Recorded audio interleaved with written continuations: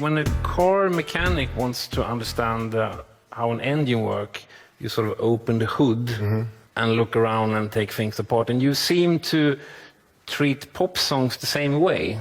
Well, most of these theories, I mean, I've read things about myself, actually, where they, you know, there's all these things about, oh, it's all, you know, math and it's a formula and all that stuff. And that's not really true, because I think what we have is like a toolbox of problem-solving formulas. So once you start writing a song, if you write it to a track, or if you know, it's not like you sit down and like, okay, let's use 3B from, you know, some thing, you know, that's not what it is at all. It has to, I believe it has to come from some kind of, you know, just inspiration in the beginning. But I guess there's a bunch of songwriters out there tonight. There definitely are, yeah. So you know what it is. You write this thing, it's like, oh, this is so good. And then it's like, okay, now what do I do? You know, you're like stuck. So that's when you can start using these tricks or whatever, the tools. Okay, you have a really busy verse, maybe the pre should be a little less busy, so you don't, you know, get all confused with all the words and all that stuff. And when you say busy, you mean like sort of like if you have, let's say you have like a super rhythmic verse, you know. I believe it's going to be hard to find, and any of the songs that I've been part of, you'll find a really super busy pre-chorus after that, you know. It's all about balance to me, like like everything else, I guess, you know. So that's where these tools and these sort of math things, I guess, you know, if you used one note a lot in the verse, you might not want to use it in the pre, or the other way around. So it doesn't become too repetitive or boring, or to keep it interesting, you know. Yeah. What have you learned from listening to Prince? I mean, I have a lot of theories when I write songs. We actually have a term which is the Prince theory when we write. Okay. And this song represents one of those where he sings when the verse melody is the same as the chorus melody, and then you have a pre-chorus that sort of takes you away a little bit, and then it comes back and he sings the hook, but it's really the verse. One and the same. You pick the hookiest words, I guess. Let's go crazy and all of that. And but it's an interesting thing, because when the chorus comes in, you actually already heard it. Yeah.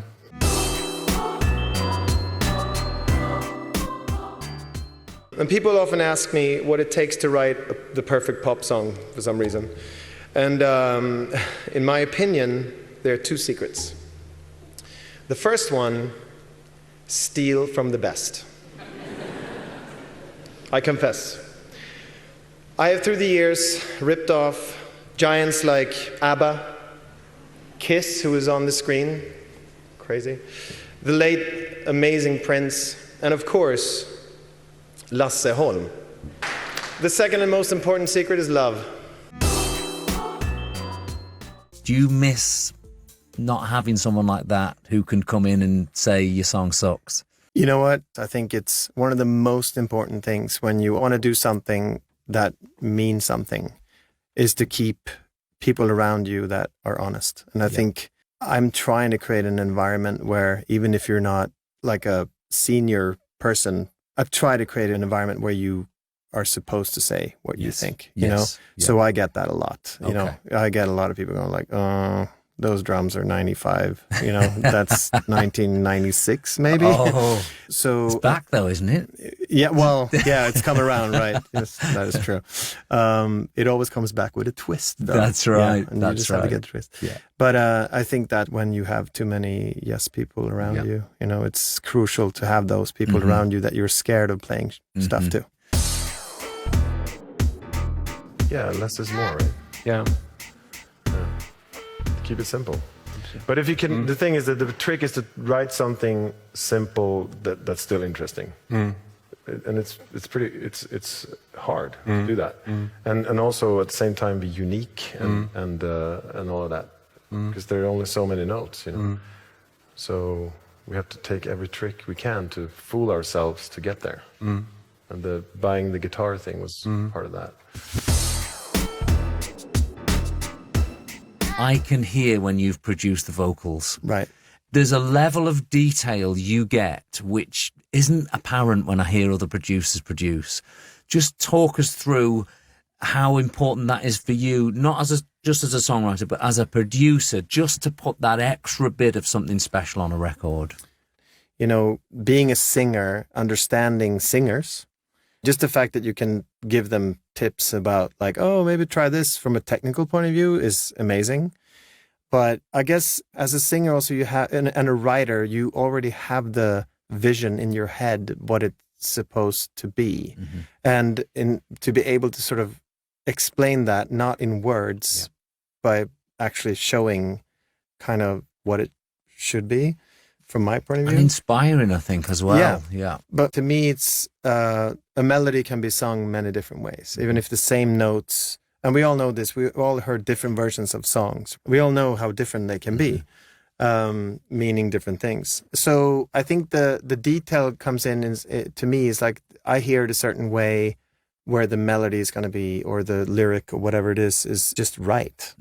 It's like when I remember the first time I heard Raw. Yeah. It's that Raw. Yeah. It was like, that's Max. Yeah. I knew straight away. Yeah. And there was something on one of the Taylor Swift songs. I was like, that's Max straight, because it wasn't just notes. It was the way you arrive at notes. And it was only a singer could have done that. Right. But I believe that, to me, the greatest thing is when someone who's an amazing singer sings something really simple.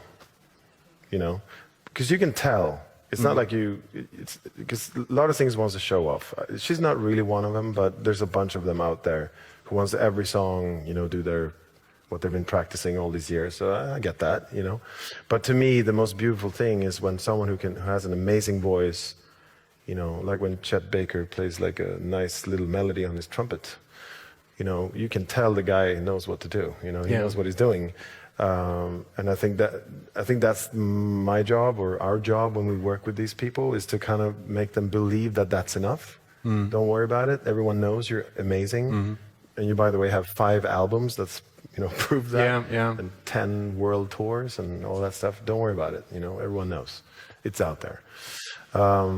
So that's the challenge, to really make them feel secure that it's okay to just sing and concentrate on, you know, hopefully getting great lyrics and tell the story. It's enough. What is that magic ingredient of the partnership, the writing partnership?